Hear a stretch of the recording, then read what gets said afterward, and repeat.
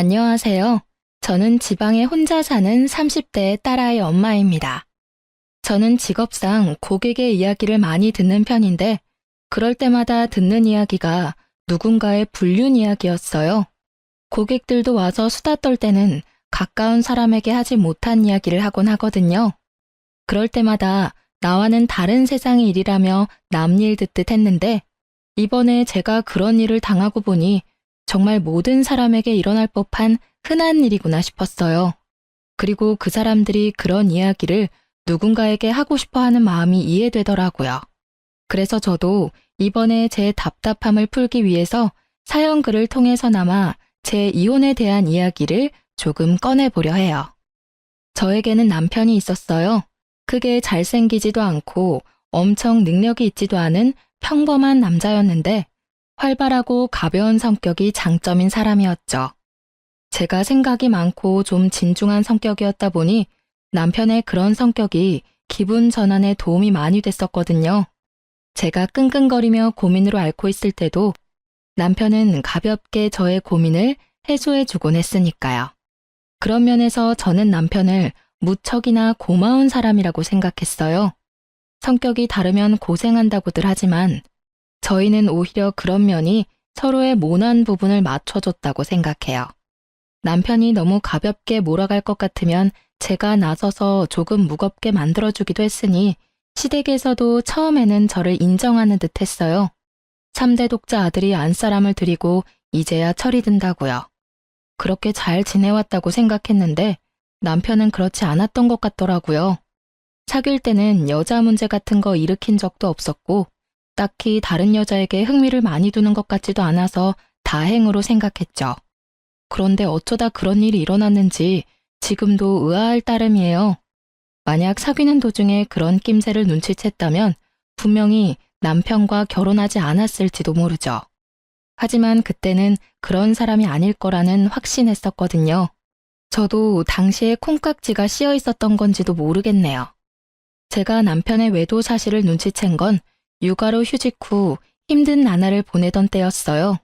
아이 100일을 치르고 드디어 애가 통잠을 자기 시작하던 시점이었는데 남편과 통화를 하다가 핸드폰 너머로 한 여자의 목소리를 들었어요. 분명 남편이 회사에서 일을 하는 시간이었는데 여성이 남편을 오빠라고 부르더라고요. 저는 침착하게 남편에게 물었죠. 방금 핸드폰에 들린 여자 목소리도 직장 동료야?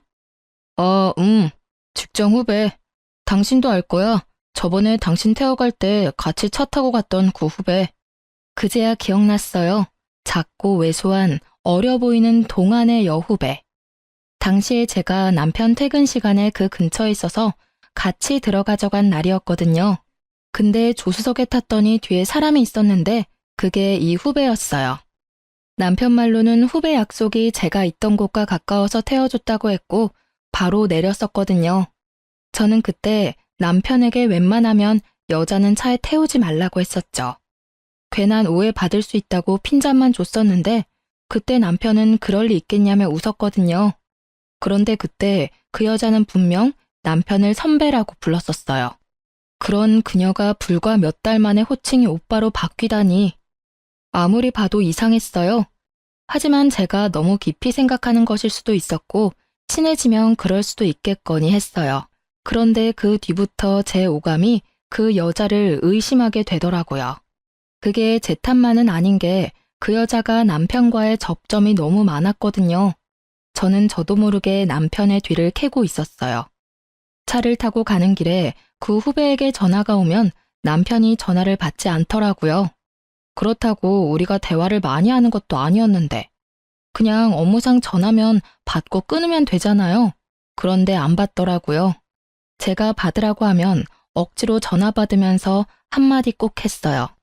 가족이랑 같이 있으니까 용건만 간단히 해. 그렇게 말하면 그 여자는 이렇게 대답해요. 그럼 좀 이따 다시 전화할게요, 선배. 분명히 제가 없는 곳에서는 오빠라고 부르면서 가족과 함께 있다는 전화에는 선배라고 구별해서 부르더군요. 점점 더 제 감이 맞았다는 생각에 심장이 벌렁거리더라고요. 아닐 거라는 생각을 해봤지만 결국 확신이 든 계기가 생겼어요. 하루는 아침에 남편이 차 키를 두고 내려갔더라고요. 저도 아침에 가까운 빵집에 들릴 예정이라 차 키를 들고 내려갔어요. 그렇게 주차장 쪽으로 가까이 향하는데 남편이 통화를 하며 걸어가는 뒤통수가 보이더라고요. 말을 걸려다가 끔칫 놀라 목소리를 삼켰어요. 그래, 그럼 이따가 봐. 조심해서 오고. 오늘 날씨 추우니까 따뜻하게 입고 와요. 부드럽고 애교 있는 목소리. 남편은 저와 연애할 때처럼 부드러운 목소리를 내고 있었어요. 누구에게 전화를 거는 걸까? 궁금한 마음이 들었지만 참았어요. 경거망동해서 일을 망치기 싫었거든요. 남편이 전화를 끊는 걸 보고는 이제야 남편을 확인한 것처럼 남편을 불렀어요. 여보, 차키! 남편은 눈에 띄게 놀라며 뒤를 돌아봤어요. 딱 봐도 심하게 놀란 모습에 저는 강한 확신이 들었어요. 여보, 내가 차키를 놔두고 왔어? 잊어버리고 다니지 말고 잘 다녀와. 일찍 와. 애가 아빠 몫을 잊어버리겠다. 저는 최선을 다한 평정심으로 남편을 보내줬어요. 하지만 그날 내내 꼬리를 무는 의심으로 너무 힘들었어요. 저녁 때쯤에는 두통으로 머리가 너무 안 좋았죠. 아침에 그 일이 있어서 그런지 그날 남편은 일찍 돌아왔더라고요.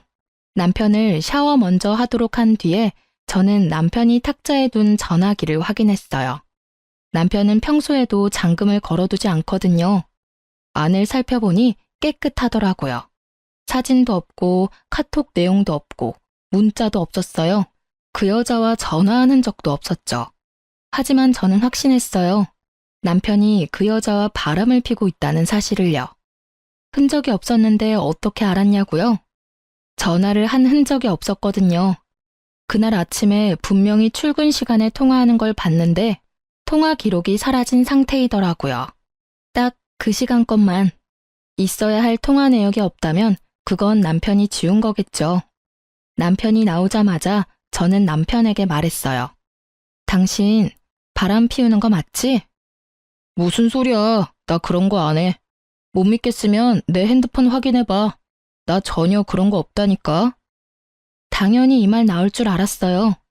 핸드폰에 잠금을 걸지 않는다는 건 자신이 당당하다는 걸 보여주고 싶어 하는 거잖아요.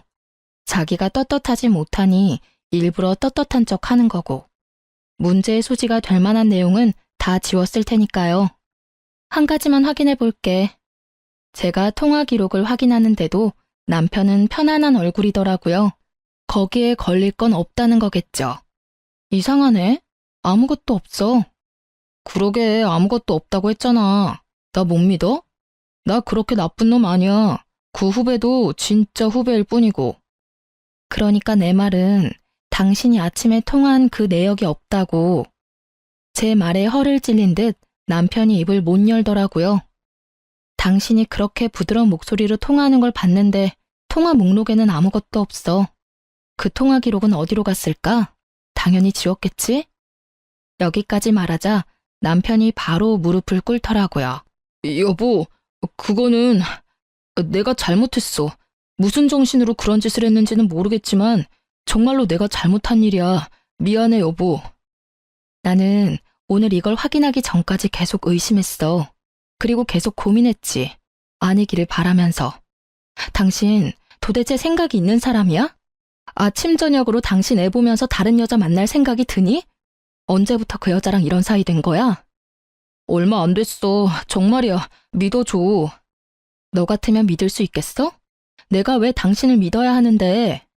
나한테 용서를 구하고 싶으면 지금 당장 그 여자랑 헤어지고 그 회사에서도 나와. 여보, 그 여자랑은 당신 보는 앞에서 당장 헤어질 수 있어. 그치만 일은 아니잖아. 당장 내가 퇴직하면 바로 일 구할 수 있는 것도 아닌데 그건 좀 봐줘. 응?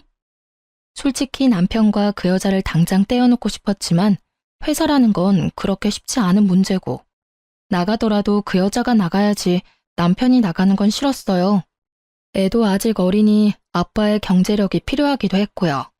그래서 저는 남편에게 일거수일투족 감시당해도 당연하게 생각하라고 했어요. 그랬더니 남편이 알겠다고 자기가 그런 행동한 게 맞으니 당연히 제가 하라는 대로 뭐든 하겠다고 하더라고요. 그렇게 남편을 교육하고 시모에게 조용히 알렸어요. 남편이 외도했다는 것을요. 그랬더니 시모가 제게 그러더라고요. 네가 마음고생이 많다며 위로해줬어요. 솔직히 팔이 안으로 굽는다는 생각에 말 안 하려 하다가 했는데 이런 반응이라 시모에게 더 미안한 마음이 들었거든요. 그런데 며칠 뒤에 명절에 시댁 갔다가 시모가 누군가와 밖에서 전화 통화하는 걸 듣게 됐어요. 그래, 정말 우리 며느리 너무하지 않니? 우리 아들이 바람 피운 게 모두 아들 탓만은 아니잖아. 그러게 애 낳고도 좀 꾸미고 살고 남편한테 살갑게 대했으면 우리 아들이 바람을 피웠겠냐고. 정말 내가 며느리한테 그 이야기 듣는데 화가 나 죽는 줄 알았어. 그렇다고 바람난 게 자랑은 아니니 위로하긴 했지만 나중에 생각하니까 더 화나는 거 있지?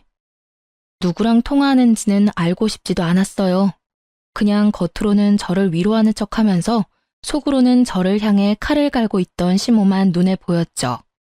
역시 팔이 안으로 굽는 게 맞다는 생각을 하며 이번에 모른 척 해야 했어요. 남편과 그 일을 정리했으니까. 그것 가지고 또 일을 벌일 수는 없잖아요. 그렇지만 이미 그때 제 마음속에는 이혼에 대한 마음이 싹 트여버리고 말았죠. 남편의 외도를 알고도 이혼하지 않는 사람은 생각보다 많아요. 그리고 상간녀를 알고도 넘어가는 사람도 많죠. 처음에 그런 이야기를 들었을 때 어떻게 같이 살 수 있겠나 싶은 마음이었는데 제가 당해보니 그 마음이 100번 이해가 되더라고요.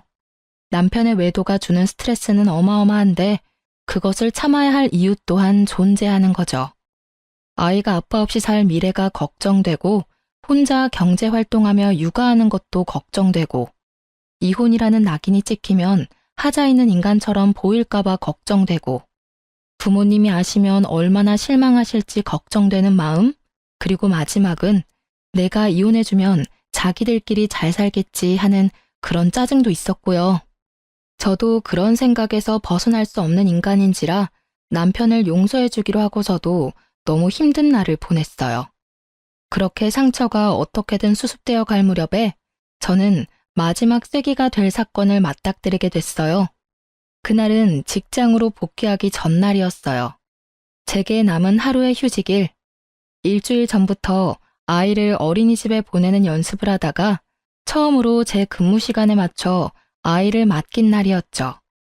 이제 막 14개월이 된 아이를 맡기는 게 마음은 아팠지만 복귀하려면 어쩔 수 없는 결정이었고 생각보다 또래 애들이 많은 곳이라 안심하며 내일 직장에 갈 준비를 하는 중이었어요. 그런데 시모에게 전화가 왔더라고요. 화장실 청소하고 나오니 전화가 그새 4통이나 와 있었어요. 무슨 일이 났나 싶어 확인 즉시 시모에게 전화했죠. 넌 무슨 전화를 그렇게 안 받니? 죄송해요, 어머님. 잠깐 화장실 청소하던 중이었어요. 혹시 무슨 문제라도 생겼어요? 문제? 네 남편이 지금 사고가 크게 나서 병원에서 수술하느냐 마느냐 하고 있는데 너는 집에서 팔자 좋게 쉬고 있니? 아니, 연락이 얼마나 안 됐으면 병원에 한번 와보지도 않아. 아주 긴급하게 수술 들어간다고 난리가 났던데. 저는 깜짝 놀라 들고 있던 핸드폰을 떨어뜨릴 뻔했어요. 그게 무슨 말씀이세요? 사고라뇨. 그 사람이 사고를 당했다고요? 남편이 어쩌다 사고가 났는지 물어볼 겨를도 없이 시모가 병원 이름을 대더니 그곳으로 오라고 하더라고요. 그리 멀지 않은 병원이었고 너무 경황이 없어 바로 가방만 챙겨서 병원으로 향했어요. 가는 동안 남편이 많이 다쳤나 싶은 생각에 겁을 내다가 문득 그런 생각이 들었어요. 그날은 평일 대낮이었고 점심시간도 아닌 오후 시간이었어요. 남편의 회사라면 지금 한창 컴퓨터 앞에서 일을 하고 있어야 할 시간인데 어쩌다가 차 사고가 났을까 하는 생각이요.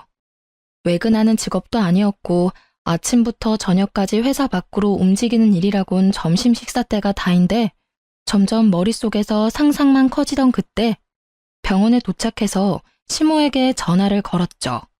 그리고 얼마 뒤 병원 앞으로 나오는 시모의 표정이 완전히 일그러져 있더군요.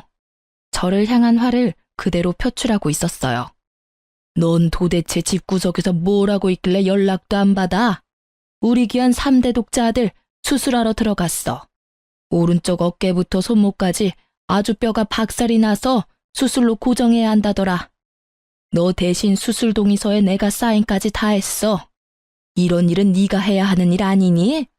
아들 아파서 가슴 철렁 내려하는 것도 무서워 죽겠는데 내가 수술 동의서까지 사인을 해야 하냐고. 면목이 없던 제가 고개를 숙이던 그때 불현듯 머릿속에 시모에게 받은 부재중 통화가 떠올랐어요. 부재중 통화는 총 4통, 시모가 건 게 다였죠. 그런데 수술 동의서를 써야 한다면 당연히 아내인 저한테 연락을 했어야 하지 않나요? 저는 시모에게 물어봤죠. 어머님은 병원에서 연락받고 오신 거예요? 아들이 직접 전화 왔어. 네가 연락 안 받는다고 나더러 와달라더라. 도대체가 전화기는 왜 무음으로 해놓는 거야? 그러니까 전화를 못 받고 나한테 연락이 오지. 이상했어요. 남편에게 온 부재중 통화는 없었거든요.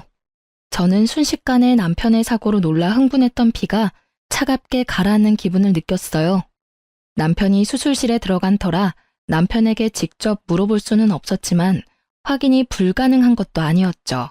저는 남편 차가 어디 있는지 확인하기 위해 먼저 남편 핸드폰부터 챙겼어요.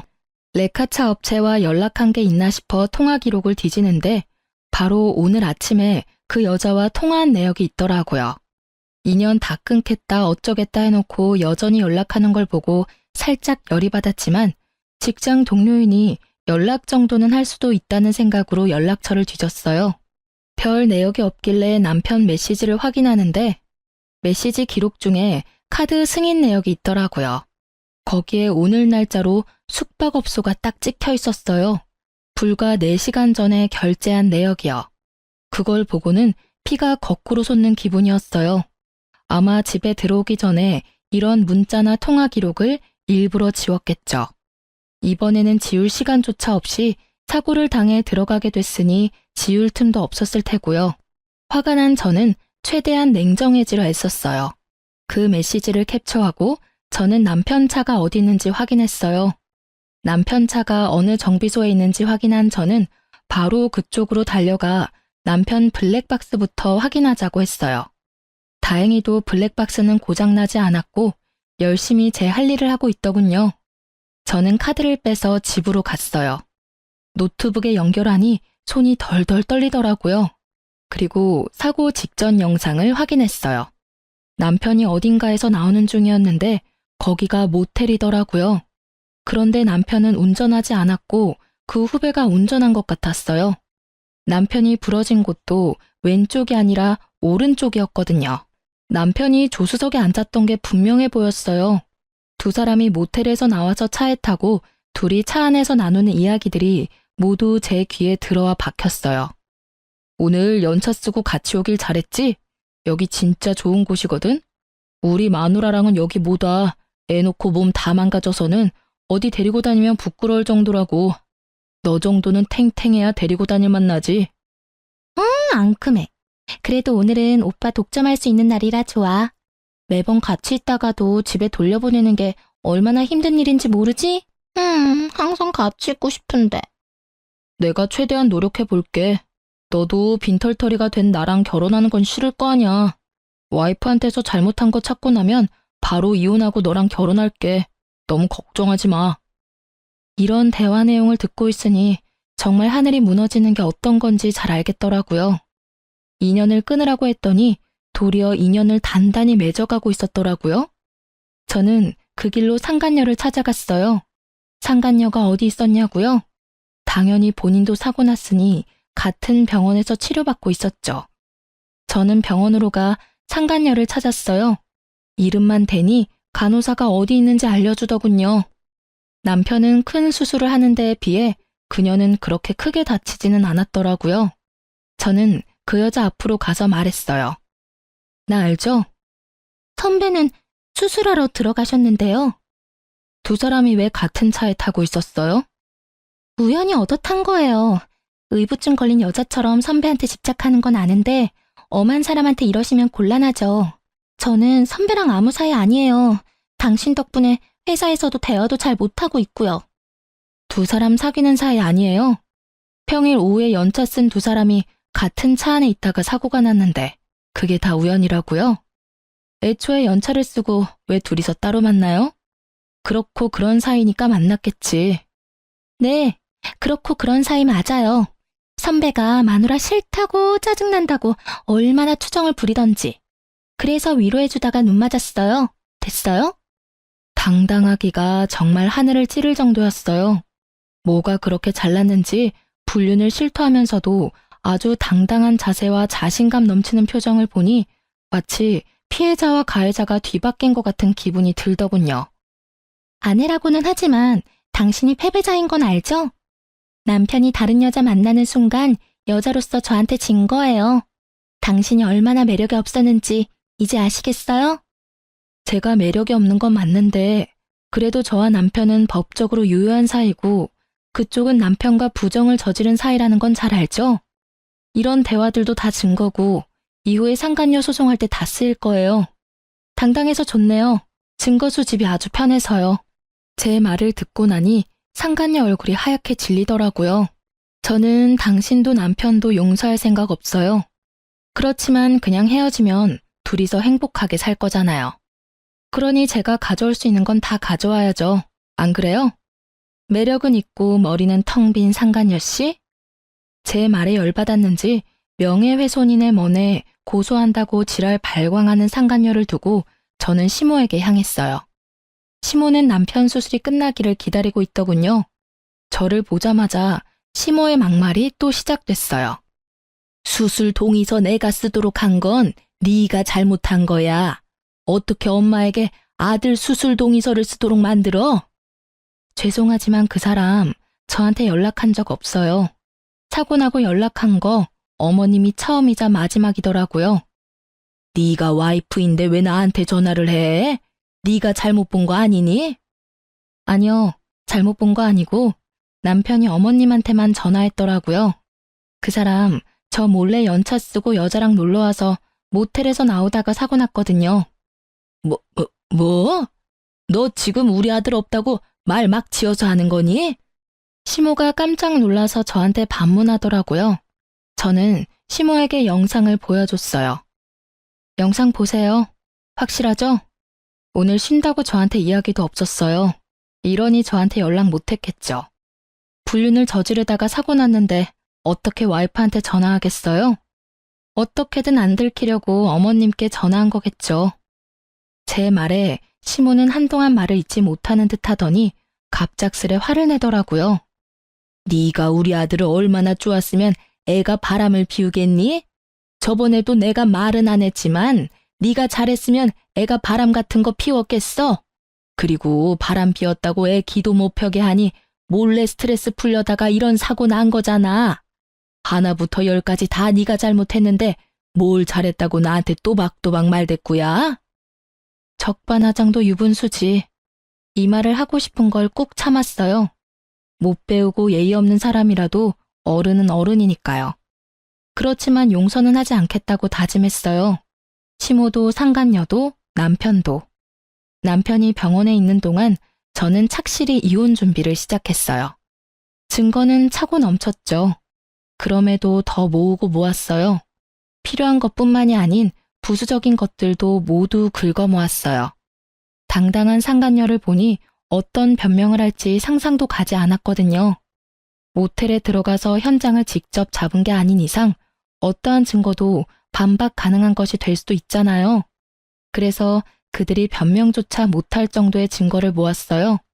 그리고 남편이 치료받는 동안 제 짐을 모두 싸고 아이와 함께 친정으로 건너왔죠. 아이도 절대로 빼앗길 생각이 없었거든요. 그렇게 남편의 퇴원일이 가까워질 때 저는 이혼을 통보하고 서류를 보냈어요. 이혼이 소송으로 진행되고 있을 때 남편의 퇴원일이 되었어요. 그런데 남편에게서 연락이 왔어요. 저기 여보, 혹시 지금 내가 있는 병원 와서 치료비 좀 내주지 않을래? 치료비? 그런 건 카드로 대충 내고 나중에 실비 청구하면 되잖아. 이혼 소송 중인 와이프한테 연락해서 할 말은 아닌 것 같은데 어이가 없어서 그런지 말이 곱게 나가질 않더라고요. 어쩔 수 없었죠. 제 이혼의 결정적인 원인이 된 남자니까요. 그게 실비보험 청구가 안 돼서 그래. 당신이 아니면 도와달라고 할 데가 없어서 그래. 우리가 이혼 소송 중이긴 하지만 아직 부부잖아. 당연히 내가 곤란할 때 당신이 도와줘야지. 실비 청구가 왜 안 돼? 당신이 들어놓은 실비면 충분할 텐데. 사실은 실비 보험 얼마 전에 해약했어. 뭐? 실비 보험을 해약했다고? 뭐 때문에? 해약하면 해약금 나오는데 그게 좀 필요해서. 그걸 어디에 썼는데? 그 이야기에 남편이 입을 꾹 닫더라고요. 말을 안 해주더라고요. 그런데 아시죠? 말을 안 하면 안 하는 대로 그게 자백이 된다는 거. 너 설마 그 보험 해약금 상간녀한테 다 썼어? 그 여자한테 썼다고 하면 좀 그렇고 얼마 전 주말에 제주도 놀러 갔을 때 썼어. 아니, 그 정도면 보험 해약 안 하고 네 돈으로 써도 되잖아. 그건 그렇지. 근데 그러면 당신한테 들키잖아. 카드 결제 내역이나 통장 내역은 그대로 남는데 돈이 비면 이상하게 생각할 거 아니야. 그래서 보험 해약하고 나중에 따로 들려고 생각했었지. 그러다가 여태껏 못 들었고. 웃음밖에 안 나오더라고요. 들키기 싫어서 보험까지 해약하고 해약금으로 여자랑 놀러 가다니. 이런 기발한 발상은 어떻게 할 수 있는지 궁금하기까지 했죠. 저는 남편에게 말했어요.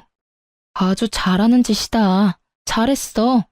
이혼 소송 중인 와이프한테 바람 피워서 미안하다 사과는 못할 망정 전화해서 치료비나 대달라고 찌질하게 굴어? 보험 해약한 건 당신이니까 당신이 알아서 병원비 마련해. 아니면 그 돈 다 쓴 상간녀한테 도와달라고 하든지. 당신도 참 뻔뻔하네. 나랑 이혼 절차 밟고 있으면서도 나한테 돈을 받고 싶어? 내가 돈을 줄 거라고 생각했다는 게 참 웃기지도 않고. 나 당신한테 이제 어떤 것도 뺏기고 싶지 않은 사람이야. 그게 10원짜리 한 장이라도. 너하고 그 상간녀한테는 절대 뺏기기 싫거든? 병원비 대주는 걸 왜 뺏긴다고 하는 건데?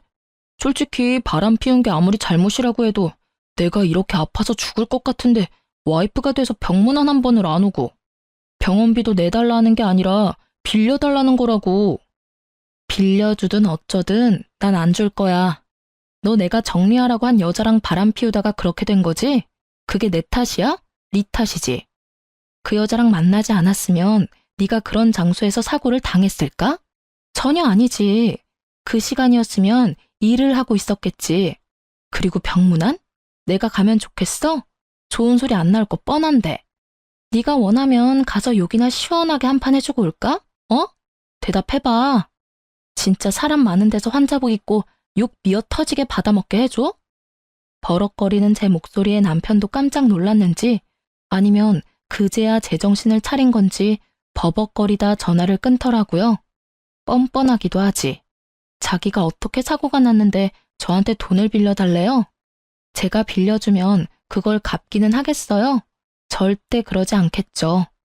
갚고 싶어도 상간녀가 옆에서 갚지 말라고 난리치겠죠. 안 봐도 눈에 훤하더라고요.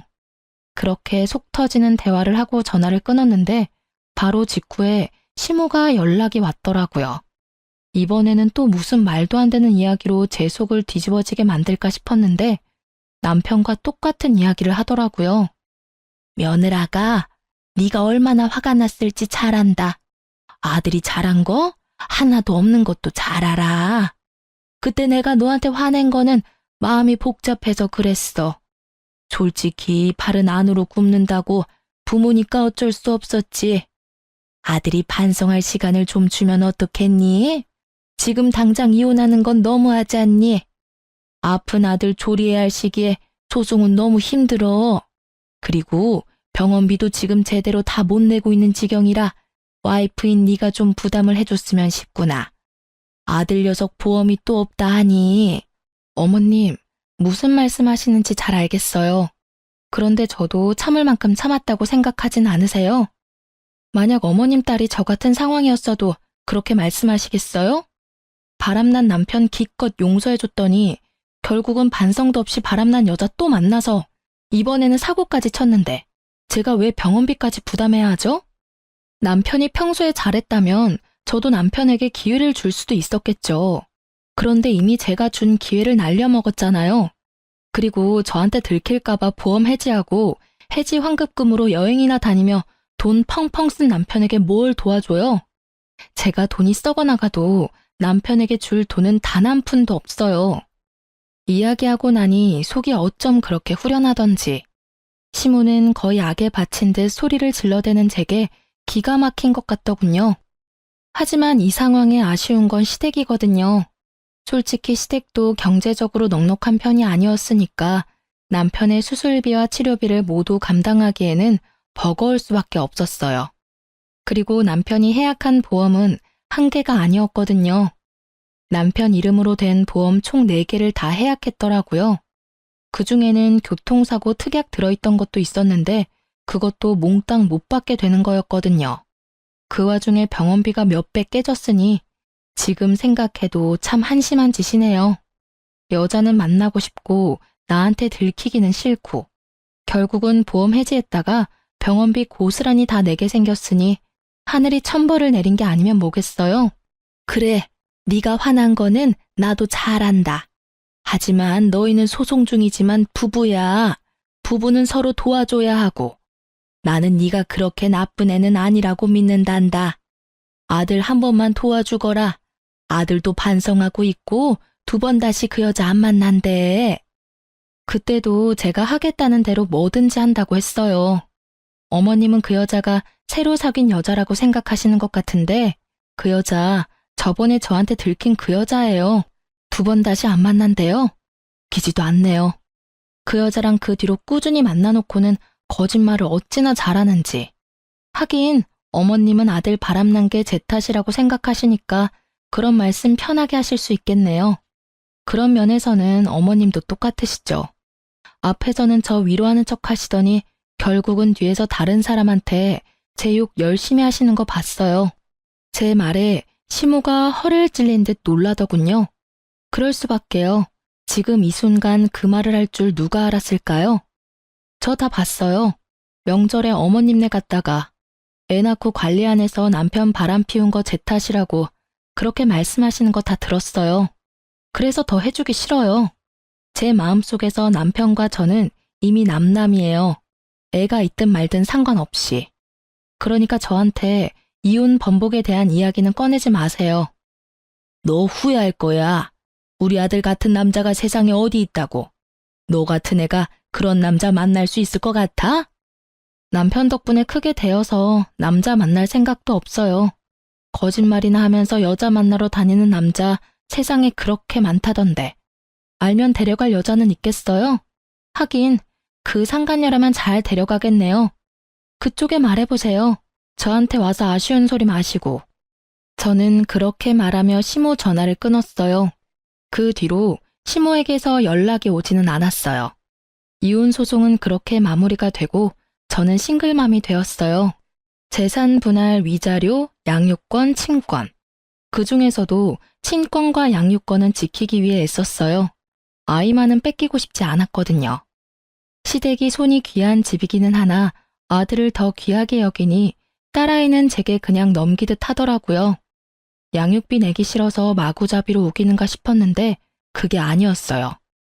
알고 보니 시모가 상간녀에게 남편 병원비를 좀 내달라고 했다더군요. 남편과의 결혼을 조건으로 말이죠. 결국 두 사람은 저와 남편의 이혼이 정리되면 재혼할 생각이었다고 해요. 그 상간녀가 아이는 싫다고 했다는 거죠. 그리고 한 가지 조건을 덧붙였대요. 만약 자기 상간녀 위자료 나오면 같이 갚아야 한다고요. 나중에 그 이야기를 전해 들었어요. 저야 뭐 이미 이혼까지 다 된 마당에 신경 쓸 일은 없었지만 그래도 두 사람이 잘 사는 건 너무 싫잖아요. 둘 사이 일을 여전히 알아보고는 있었죠. 그나저나 참 얍삽하다고 해야 하나? 잔머리가 잘 돌아간다고 해야 하나? 그 여자도 진짜 대단하긴 하더라고요. 전 남편 재혼하고 3달이 지났나? 제 직장에 남편 회사 동료분이 찾아오셨더라고요. 저는 미용 관련 일하거든요. 예전에 남편이랑 결혼할 때 소개받아서 여태껏 제게 와주시는 단골이세요. 어머, 자기, 잘 지냈어? 이야기는 얼추 들었어. 많이 힘들지? 전 괜찮아요. 이혼 후에 이렇게 사정을 잘 아는 사람을 만나면 불편하기 짝이 없더라고요. 그 사람이 싫은 건 아닌데 계속 이혼이 주제가 될 수밖에 없거든요. 모르는 척 해주는 분도 있지만 이분은 그러지 않으셔서. 그런데 그분이 그러더라고요. 그래, 괜찮아야지. 그 나쁜 연놈들도 벌 받고 있는데. 그게 무슨 소리예요? 자기 이야기 못 들었어? 그 두 사람 완전 천벌 받았다고. 회사 내에서도 소문이 다 났어. 그 상간녀랑 자기 전 남편 둘이 같이 연차 쓰고 놀러 갔다가 사고 난 거 회사에 들켜서 불륜 여행 갔다가 그렇게 된 거라고 소문 크게 났었거든. 그런데 곧바로 두 사람 재혼한다니 사람들이 더 놀랐지. 저렇게 빨리 정리가 되냐고 말이지. 아, 회사에 다 들킨 거였나요?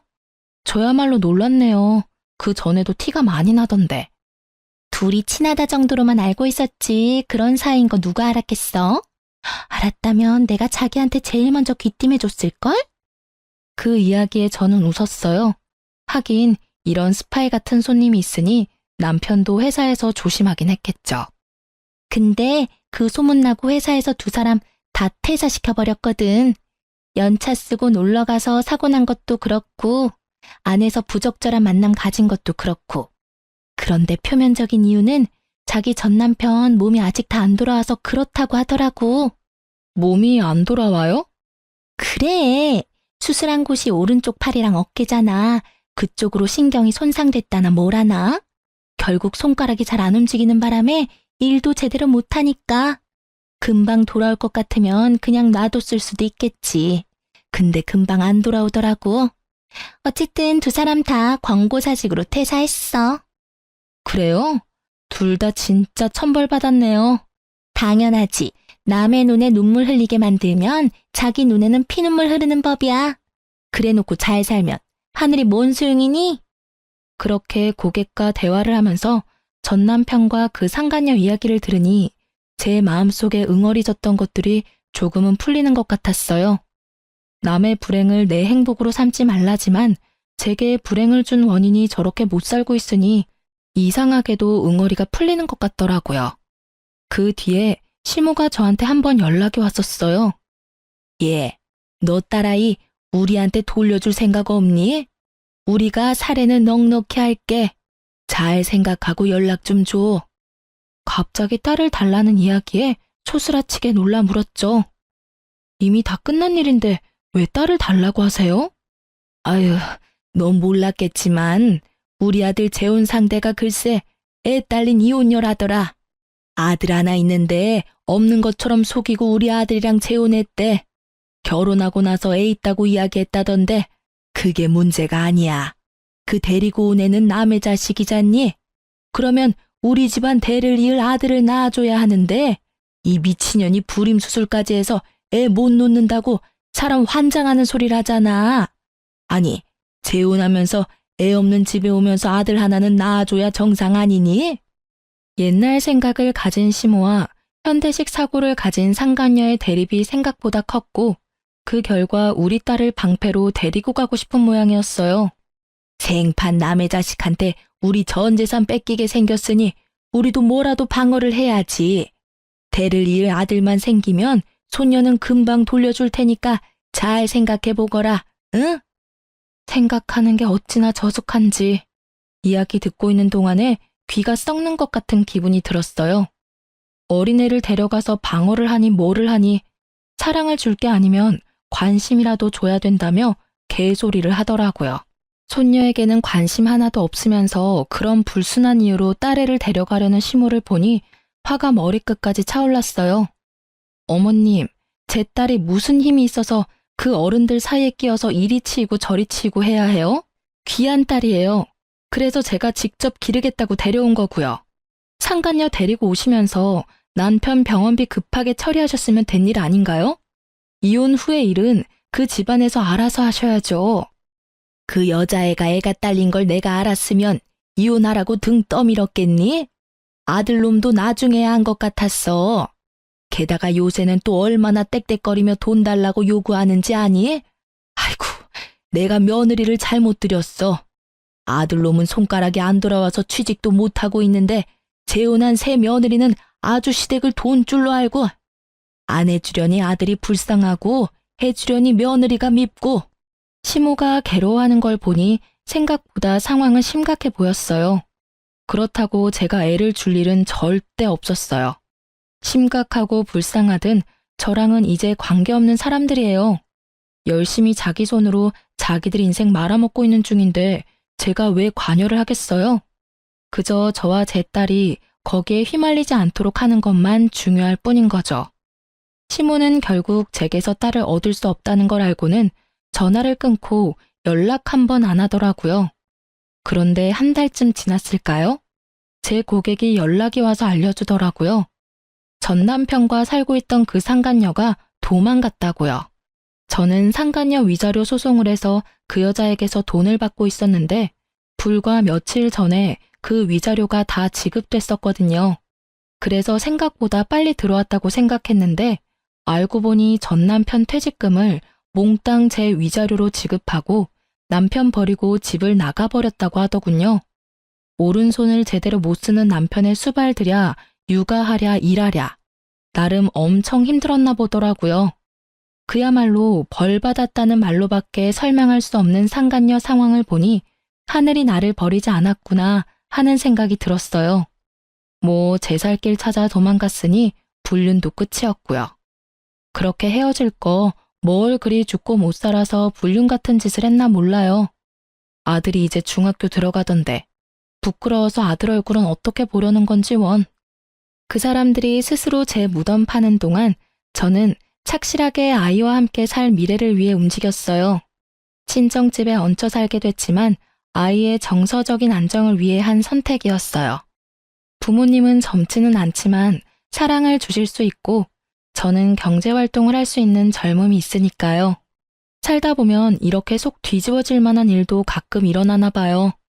이혼을 하면서 이런 어이없는 일들을 당하고 나니 앞으로 어떤 힘든 일이 와도 견딜 수 있는 경험이 된 것 같아서 그것 하나만은 다행이라 생각해요. 이혼 전 이혼을 해야 하나 말아야 하나 고민하시는 분들 생각보다 많이 계셔요. 저도 마찬가지였어요. 제가 정신적인 스트레스에 강한 타입이었다면 참고 살았을 거예요.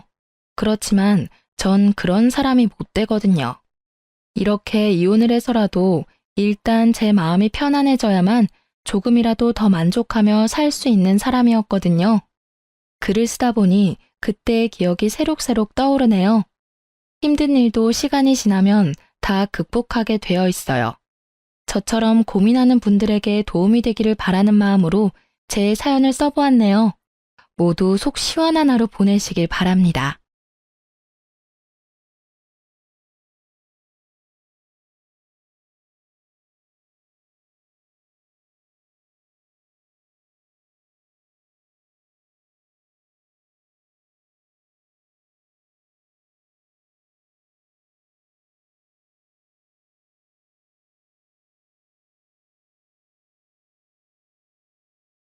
안녕하세요. 저는 수도권에 살고 있는 40대 중반 여자랍니다. 중학생 딸과 초등학생 아들 남매의 엄마라서 매일매일 바쁘게 살고 있죠. 아이들 뒤치다꺼리 다 하고 밤에 저만을 위해 좀 쉬는 시간에 사연을 꼭 듣곤 해요. 따뜻한 차 한 잔 마시면서 함께 화내고 웃고 하는 시간이 저한텐 참 소중하네요. 오늘도 남편이 속썩이다가 결국 이혼한 사연을 들으면서 저의 과거 이야기가 떠올랐어요. 그렇게 오래되지는 않았지만 매일 애들하고 지지고 볶고 살다 보니 벌써 오래된 일 같네요. 여러분들께도 저의 이야기를 한번 해볼게요. 한번 재미있게 들어주세요. 저는 딱 30살에 선우로 남편을 만났어요. 친척 어른들의 소개로 만난 거여서 처음부터 좀 조심스러웠고 몇 번 만나고는 이대로 결혼하나 보다 그런 생각을 했죠. 남편도 크게 다르지 않았나 보더라고요. 1년도 안 되게 만나다가 결혼했고요. 두 집안도 비슷한 수준이고 남편도 대기업 다녀서 미래도 괜찮았고요. 불타는 사랑을 하진 않았지만 서로 존중하며 좋아하는 마음 가지고 결혼까지 진행했어요. 그렇게 아이 둘 낳고 키우고 지내는 사이 15년이 후딱 지나가더군요. 나 오늘 회식 가서 늦게 들어올 거야. 당신은 오늘 칼퇴 맞지? 유준이 자기가 데려와. 다음에 이사라도 되면 아주 한 달 내내 회식하겠네. 팀장 됐다고 일주일에 몇 번을 회식을 하는 거야? 당신 같은 철밥통은 몰라. 내가 이 자리까지 올라오려고 얼마나 눈치를 봤는지 몰라서 그래? 이 정도 축하도 못 받아? 알았어, 축하해. 앞으로도 파티 계속해. 그거 가지고 또 삐지기는. 남편은 드디어 몇 년째 원하던 팀장이 됐고 연봉도 높아졌다고 아주 신나하더라고요. 저는 대학교 졸업하고 바로 공무원 시험에 붙어서 지금까지 공무원을 하고 있답니다. 아이 둘도 건강하고 공부도 곧잘하고 집 대출도 거의 다 갚았고 양가 부모님과도 사이 좋았고요. 정말 걱정이 없고 넉넉하기만 한 시절이었어요. 무슨 드라마에 나오는 대사처럼 가장 완벽한 순간에 불행이 찾아온다고 했던가요?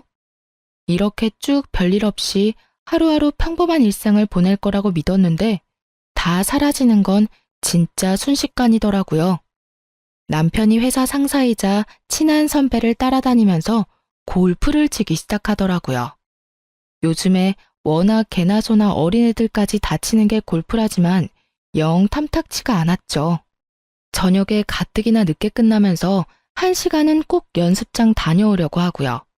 그럼 일주일에 애들 보는 시간이 얼마나 되나요? 집에 와서도 스윙 자세를 본다거나 핸드폰만 눈 빠지게 들여다보고 말이죠. 아직도 그거 보고 있어? 유준이랑 오늘은 좀 놀아주라고 했잖아. 주말에는 골프장 간다고 하루 종일 나가고 애들하고 좀 외식도 하고 시간을 보내야 할 거 아니야. 이제 다 컸는데 뭔 시간을 보내. 이제 다 지 친구들이랑 노는 게 더 재밌지. 나도 이제 좀 취미생활 좀 하면서 즐기고 살자. 누가 들으면 애들 대학까지 다 보낸 줄 알겠어? 이제 시작인데 뭘 즐기긴. 나갈 돈이 얼마나 많은데 지금 그 비싼 골프채 사고 옷 사고. 당신 뭐 하는 거야, 진짜? 당신이 잘 몰라서 그러는데 이건 평생 취미이자 비즈니스 수단이야. 요즘은 다 골프로 영업해. 내가 진짜 재미로 치러 다니는 것 같아? 다 사회생활하고 영업하려고 다니는 거라고. 뭘 알지도 못하면서 바가지야? 그놈의 골프 때문에 하루가 멀다 하고 남편하고 말다툼을 하기 시작했답니다. 그러다 보니 집안 분위기가 냉랭해지고 아이들도 눈치를 보기 시작하더라고요. 전 또 그런 상황이 너무 싫어서 남편한테 더욱 불만을 말하게 됐고요. 남편은 저를 무슨 세상 물정 모르는 여자 취급을 하니 더 화가 나더라고요. 그날도 남편이 골프를 치고 또 늦게 들어왔죠. 역시 이 필드 나가는 거랑 그냥 연습장에서 치는 거는 느낌이 달라. 스트레스가 확 풀렸어 아주. 저와 애들은 남편의 말에 대꾸도 하지 않았죠. 애들은 제 눈치를 보다가 방으로 휙 들어가 버렸어요. 골프는 아침에 치면서 왜 맨날 밤늦게 들어오는데? 이게 무슨 배드민턴이야? 1시간 치고 땡인 줄 알아? 중간중간 쉬기도 하고 끝나고 또 밥도 먹어야지. 그럼 시간 훌쩍 가. 또 한마디 하려고 하는데 남편 핸드폰으로 전화가 오더군요. 남편이 슬쩍 제 눈치를 보더니 베란다로 나가서 전화를 받더라고요. 거의 20분을 통화하고 들어와서 하는 말이 가관이었어요. 나 다음 주 일요일에 골프 가도 되지? 배 이사님이 같이 가자네. 중요한 비즈니스 기회라고 하면서. 언제 필드 나가면서 나한테 말한 적 있어? 그냥 휙 가버렸으면서 이번엔 왜 이렇게 허락을 맡아? 더 수상하네? 언제는 말하고 가라며. 그렇게 해도 한 소리 안 해도 한 소리 들을 거면 다 때려쳐 그냥. 내가 언제 가지 말라고 했어? 다짜고짜 화내니까 더 수상하단 소리야. 암튼 이상한 짓 하고 다니는 거 아니지? 그런 짓은 안 하리라 믿어? 아주 소설을 써라 소설을 써. 어디서 이상한 막장 드라마만 보고 왔나? 절대 그럴 일 없으니까 말도 안 되는 생각 좀 하지 마. 남편은 아주 의심스러울 만큼 예민하게 반응하더라고요. 촉이 쎄한 게 다른 때와는 느낌이 달랐지만 일단 내색하지 않고 그냥 넘겼어요. 그렇게 주말이 됐고 아주 신나서 아침 일찍 나가더군요. 밥 먹고 하면 저녁쯤 들어올 거니까 전화해서 재촉하고 그러지 마. 다른 사람들 보기 안 좋으니까. 알았어. 내가 언제 전화한 적 있어? 아, 진짜 오늘따라 이상하게 구네. 여자들이랑 같이 있는 거 아니지? 미쳤어, 진짜? 쓸데없는 소리 하고 있어. 아주 화를 내면서 문을 쾅 닫고 나가버리더군요. 저녁에 온다더니 밤 11시가 다 되도록 들어오질 않더라고요. 이러려고 전화하지 말라고 했나 싶어 바로 전화했죠. 지금 몇 시인 줄 알아? 왜 안 들어와? 아니, 얘기하다 보니까 좀 길어져가지고 2차로 술 좀 더 먹고 있어. 금방 들어갈게. 결국 남편 놈은 새벽 2시가 다 돼서야 들어오더니 씻지도 않고 침대에 벌러덩 누워버리더군요. 아, 더러워. 씻지도 않고 어딜 들어누워. 지금이 도대체 몇 시야? 남편은 인사불성으로 대꾸도 없이 코를 골더라고요. 너무 꼴 보기 싫어서 남편을 발로 차버렸어요. 그랬더니 그대로 방바닥에서 쭈그리고 자더군요. 그 후로도 정신 못 차리고 주말마다 골프 치러 가고 아이들과 저는 전혀 신경 쓰지도 않더군요. 어디에 정신이 팔려 있는지 집에 오면 핸드폰만 들여다보기 바쁘고 말이죠. 요즘 당신 보면 진짜 정신 나간 것 같아. 애들하고 밥 먹은 지가 언젠 줄이나 알아? 계속 이런 식이면 나 못 참아. 골프 당장 그만둬. 일의 연장이라고 말했잖아. 그렇게 맘대로 그만둘 수 있는 줄 알아? 그럼 내가 그 이상가 뭔가한테 전화해서 당신은 앞으로 골프 안 하니까 데려가지 말라고 대신 말해줄게. 전화 줘봐. 남편 회사 생활 말아먹으려고 작정했어? 이 여편네가 진짜. 이번 주엔 골프에 골자도 꺼내지 말고 연습장이든 필드든 나가지 마. 이번 주말엔 무조건 애들하고 놀아줘. 그거 안 지키면 내가 골프 못 치게 만들 거니까 알아서 해. 어떻게 됐을 것 같나요? 내가 그렇게 신신당부하고 협박도 했는데 결국 또 무슨 중독된 것처럼 골프 치러 나가더라고요. 너무 열이 받아서 다음날 남편 회사 간 사이에 골프채를 중고마켓에 헐값으로 팔아버렸어요. 밤에 집에 온 남편이 골프채가 없어진 걸 알고 눈이 돌아서 난리 법석을 치더군요. 이 여편네가 진짜 돌았구만. 그게 얼마짜린데 그걸 뭐? 30만 원에 팔았어? 내가 이번 주에도 나가면 가만 안 있는다고 했잖아. 이제 당신은 골프 금지야. 또 치면 다음은 골프 다 찢어버릴 거야. 에이, 내가 내 돈 벌어서 골프 좀 친다는데 당신이 뭐 상관인데? 내가 당신 돈으로 골프채 샀어? 왜 남의 물건을 함부로 팔아먹어? 내가 당신 백 갖다 팔아볼까? 내가 그래서 경고했잖아. 시간도 충분히 줬잖아. 골프에 미쳐서 거의 3달은 붕 떠서 다니는데 그 정도면 많이 봐준 거야. 남편은 집안 물건을 다 집어 던지면서 소리를 질러대고 욕까지 해대더라고요. 애들이 겁을 먹고 방에서 떨고 있을 걸 생각하니 저도 너무 열이 받아서 눈이 돌아버렸죠. 그래서 같이 악쓰고 싸우고 진짜 지옥이 따로 없었어요. 더 기가 막힌 건 다음날 바로 생활비 카드를 정지시켜 놨더라고요. 블랙카드 준 것도 아니고 돈도 별로 들어있지도 않은 카드인데 마냥 우습기만 하더군요. 어차피 그 생활비 카드에서 쓰는 거 마트밖에 없고요. 저도 돈 충분히 벌어서 아쉽지도 않아요. 근데 쪼잔하게 이딴 걸 방법이라고 생각하고 정지시킨 꼬락서니를 보니 정이 뚝 떨어졌어요. 그리고 며칠 후엔 골프채를 또 사서 들어오더군요. 진짜 정신 못 차렸어? 그렇게 말을 했는데 지금 그걸 또 끌고 들어와? 나가. 그렇게 좋으면 골프채랑 같이 나가버려. 내가 내 집에서 왜 나가? 이거 내 명이야. 네가 나가. 내가 대출금 갚았어. 놀고 있네 진짜. 당신이 대출금 갚을 동안 나는 놀았어? 내 돈으로 애들 학교며 학원 다 보내고 생활비 쓰고 저축하고 다 했어. 이게 왜 당신 집이야? 웃기고 있어 진짜. 그래, 절이 싫으면 중이 떠나야지 어쩌겠냐. 나간다 나가. 남편은 진짜 골프채만 가지고 집을 나가버렸어요. 그 후로 3일 정도를 집에 안 들어오더군요. 아이들은 엄마 아빠 이혼하는 줄 알고 울고 불고 겁먹고 있고 집안 분위기는 엉망이었죠. 아이들이 어리기 때문에 저는 이때까진 이혼을 생각하진 않았어요. 그냥 골프에 미친 남편이 정신 차리기를 바랄 뿐이었죠. 4일째에 남편이 술에 잔뜩 취해서 집에 들어왔더군요.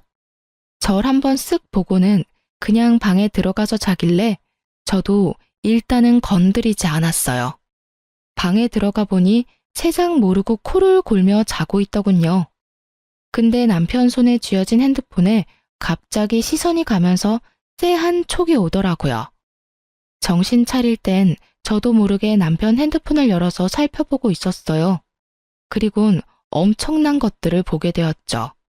어떤 여자랑 나눈 낯뜨거운 메시지들을 보고 충격으로 몸이 얼어붙었어요. 가까스로 정신을 차리고 제 핸드폰으로 다 보내놓았죠. 남편은 모든 통화를 다 저장해 놓는 걸 알고 있어서 통화 내용도 짧게 다 들어보고 수상한 것들과 여자와 나눈 대화도 다 제 핸드폰으로 옮겼고요. 그리곤 밤새도록 통화 내용을 다 들어봤어요. 오빠, 내일 필드 갈 거지? 그럼 우리 집에 와서 자고 같이 나가. 알았어, 우리 이쁜이. 필드 갔다가 우리 이쁜이 좋아하는 오마카세 먹자. 내가 괜찮은데 알아놨어. 진짜? 역시 오빠가 최고야. 내가 어떻게 이런 완벽한 남자를 만났을까? 나 요즘 너무 행복해, 오빠. 나도. 우리 이쁜이 때문에 하루하루 행복하다. 널 왜 이제야 만나는지 하늘이 원망스러울 뿐이다. 대화만 들으면 아주 천년의 사랑이 따로 없더라고요. 저는 배신감에 몸이 부들부들 떨려왔죠. 남편 놈한테 처음 골프를 소개하고 계속 붙어 다니며 골프 치러 다니는 선배와의 통화도 가관이었죠. 온갖 저질적인 말들을 하면서 상간녀와 잘 지내는지 오늘은 어떤 여자랑 간다느니 이딴 말들 뿐이었어요. 거슬러 올라가며 듣다가 상간녀와 처음 만나기 전에 남편과 나눈 대화를 들었는데 딱 촉이 오더군요. 내일 시간 되냐? 내일 내가 영업에 도움되는 사람들 좀 소개시켜 줄게. 내일 조인해라. 마누라가 내일은 애들하고 놀아주라고 난리라. 다음에 갈게요. 너 내일 안 가면 진짜 좋은 기회 날리는 거다. 내가 진짜 이쁜 애들도 섭외해놨어. 몇 명이나요? 어디서 구했어요? 요즘은 다 어플에서 구한다더라. 나도 아는 형이 알려줘서 2명 구했어. 요즘은 그런 애들을 풀뱀이라고 부른대. 내일 재밌게 놀대. 안 물리게 조심해라. 다른 남자들은 다 그래도 내 남편은 그런데 안 갈 거라고 믿었는데 역시 믿을 남자는 없었던 거죠. 저는 너무 화가 나고 배신감에 치가 떨렸어요. 증거고 뭐고 그 새벽에 남편을 흔들어 깨웠죠. 일어나, 일어나 보라고. 이거 듣고 설명해. 빨리 일어나. 저는 남편과 상간녀의 대화를 크게 틀어서 남편 귀에 가져다 댔어요. 남편이 상간녀 목소리를 듣고 깜짝 놀라 벌떡 일어나더라고요. 그리곤 상황 파악을 하려는지 고개를 세차게 흔들면서 지 볼을 찰싹 때려보더라고요. 이미 통화 녹음 다 들었고 내 폰으로 다 옮겼어. 발뺌할 건 없고 언제부턴지 어떻게 할 건지 당장 말해. 아니, 핸드폰 비밀번호는 어떻게 알았어? 이거 다 개인정보법 위반이야. 말도 안 되는 소리 늘어놓지 말고. 당신 바람 폈어? 언제부터 만났어? 바람이라고 할 수는 없지. 이제야 사랑하는 사람을 만난 거지. 뭐? 이게 지금 말이야 막걸리야? 결혼해서 애가 2이나 있는 인간이 지금 여자 만나고 다니는 게 바람 아니고 뭐야? 솔직히 당신하고는 그냥 조건 맞아서 결혼한 거지. 불타는 사랑에서 죽고 못 살아서 결혼한 건 아니잖아. 내가 진짜 툭 터놓고 솔직히 말할게. 이런 감정 생애 처음 느껴보고 이 여자랑 계속 같이 있고 싶다. 내가 진짜 죽일 놈인 거 알아. 정말 미안하다, 미애야. 내가 너한텐 평생 사죄하는 마음으로 살게. 나 지금이라도 사랑하는 여자랑 한번 살아보고 싶다. 그래서 지금 여자에 미쳐가지고 네 자식들 다 버리고 그 여자랑 살겠다 이거지? 나도 너랑 헤어지는 거 두 팔 벌려 환영이야. 당신 뒤치다꺼리 안 하고 나 편한 대로 사는 게 더 좋지. 내가 그동안 참고 참은 건 우리 애들 때문이었어. 애들한테 아빠 빈자리 만들고 싶지 않아서 이 악물고 참아줬다고. 나도 우리 애들 생각해서 정리하려고 했는데 내 인생에 이런 사랑은 다시는 못 만날 것 같다. 나도 이젠 내 행복을 위해서 살고 싶다, 미애야. 내가 돈이며 집이며 다 줄게. 그냥 나만 좀 놔줘. 골프 치려고 네 선배가 섭외한 여자들 중에서 만났지? 몇 달이나 만났다고 이 난리니? 아주 제대로 걸렸나 보네. 그래, 15년 산 마누라 버리고 자식 버리고 가서 어디 한번 불타는 사랑하면서 잘 사나 보자. 대신 다신 애들 얼굴 볼 생각하지 마. 여자 때문에 자식 버린다는 남자 더 볼 필요 있나요? 저는 남편한테 짐 싸서 나가라고 통보하고 아무 일도 없다는 듯이 애들 학교 갈 준비시키고 저도 출근했어요. 마음이 어지럽고 심란하긴 했지만 오히려 이젠 어떻게든 결정이 난 거니까 한편으로 속 시원하더군요. 지겨웠던 남편한테서 벗어나서 아이들이랑 사는 것도 생각해보면 나쁘지 않았고요. 무엇보다 남편 놈이 꼴보기 싫고 더러워서 절대 용서가 안 됐답니다. 남편은 짐 싸서 나간 뒤에 상간녀 집으로 갔는지 연락도 없고 집에도 안 들어오더군요. 저는 속이 너무 답답하고 혼자 이 상황을 해결해야 하는 게 너무 막막하고 겁이 나더라고요. 어떻게 해야 될지도 모르겠고 말이죠. 나이 많으신 친정 부모님한테 말하고 기대서 울 수도 없고요. 고민 끝에 저랑 친한 언니한테 털어놓았어요. 안 그러면 진짜 힘들어서 죽을 것 같았거든요. 그런 일이 있었으면 진작 말해야지. 혼자 끙끙 앓고 있었어? 거기다가 이혼까지 순순히 해준다고? 소송을 걸어서 두 인간을 아작을 내도 모자랄 판에 이 멍충아. 너무 화가 나서 다신 보기도 싫어서 이혼한다고는 했는데 그 인간은 나가서 깜깜무소식이야. 이대로 있어야 되는 건지 어떻게 해야 될지 모르겠어. 이 미친 인간, 네가 어떻게 했는데? 이제 와서 그 나이에 여자에 미쳐서 이혼을 하자고? 진짜 기가 막힌다, 기가 막혀. 내가 가서 그 인간 흠칫 두드려 패줄까? 아니다. 그 기집애 만나자고 해. 내가 같이 가줄게. 언니가 이렇게 속 시원하게 말해주니까 힘이 된다, 진짜. 그동안 말도 못하고 혼자 미치는 줄 알았어. 이 맹추야. 잘못한 건 그 인간인데 왜 네가 죽어가? 네가 당당해야지. 일단 증거는 다 갖고 있다고 했지? 우선 변호사 사무실 가서 다 보여주고 상담 먼저 받자. 그래야 이혼을 순순히 하든 상간녀 소송을 할 수 있는지 알 수 있을 거 아니야. 지금 같이 가자. 언니가 알고 있는 변호사 사무실에 가서 상담을 했어요. 저를 위로해 주시면서 차근차근 해결 방법을 설명해 주셔서 진짜 마음이 많이 차분해지고 앞으로 어떻게 해야 할지 명확해지더라고요. 제가 갖고 있던 증거로 충분히 상간녀 소송을 할 수 있어서 우선 바로 상간녀 상대로 소송을 진행했죠. 그랬더니 사랑 노름에 빠져 있다가 정신을 차렸는지 남편이 제가 일하는 곳까지 헐레벌떡 찾아왔더군요. 왜 전화는 안 받아? 제정신이야? 상간녀 소송을 걸다니 미쳤어? 그쪽이야말로 여자에 미쳐서 시간이 어떻게 가는지도 몰라? 이혼하자면서 왜 깜깜무소식이야. 서류 가져와. 당장 소송 취하해? 내가 그 합의금 줄게. 당신이 청구한 돈보다 더 줄게. 나이도 아직 어린데 빨간 줄 가게 할 일 있어? 30 중반이 어린 나이야? 20대도 아니고. 그 나이 먹어서 뭐 하는 짓인지. 아주 눈물겨운 사랑 나셨네. 나처럼 순순히 이혼해주는 것만 해도 감사한 줄 알아. 어따 대고 소송 취하하라 말아야? 내 직장에 함부로 찾아오지 마. 이혼 서류나 빨리 보내. 제가 그렇게까지 말했는데도 아주 그 여자한테 푹 빠져 저는 이혼에 대해 상의하지도 않고 집에도 안 오더군요. 그래서 어이없게도 전화도 아닌 메시지로만 연락하면서 이혼을 진행했네요.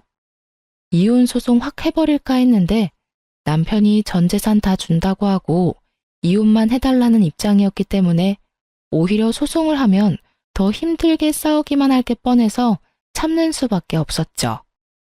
지금 돌이켜보면 이 시기를 어떻게 버텼는지 모르겠어요.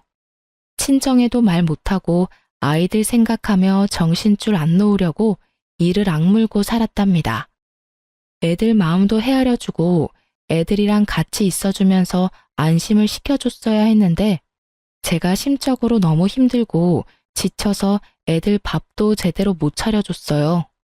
지금 생각하면 애들도 저한테 말도 못하고 지네들끼리 밥 먹고 학교 다니고 해서 참 힘들었을 것 같아 가슴이 아프네요. 남편 놈이 지 전 재산이라고 돈을 입금했더라고요. 누굴 바보로 하는지 금액을 보니까 헛웃음 나더군요. 바로 전화해서 쏘아붙였죠. 내가 당신 적금이랑 주식 얼마 있는 거 다 아는데 왜 그것만 보내? 주식 싹 정리해서 그 돈도 다 보내? 주식은 손해보고 있어서 다 팔 수는 없는데 어떻게 싹 정리를 해? 일단 적금 깬 것만 가져가. 이혼하기 싫은가 봐? 난 상관없어. 이대로 살아도 돼. 대신 당신 월급도 다 나한테 보내야 돼. 법적으로 내가 와이프니까. 그러면 네 애인이 네 옆에 계속 붙어 있겠어? 마이너스든 뭐든 상관없으니까 싹 정리해서 돈 보내.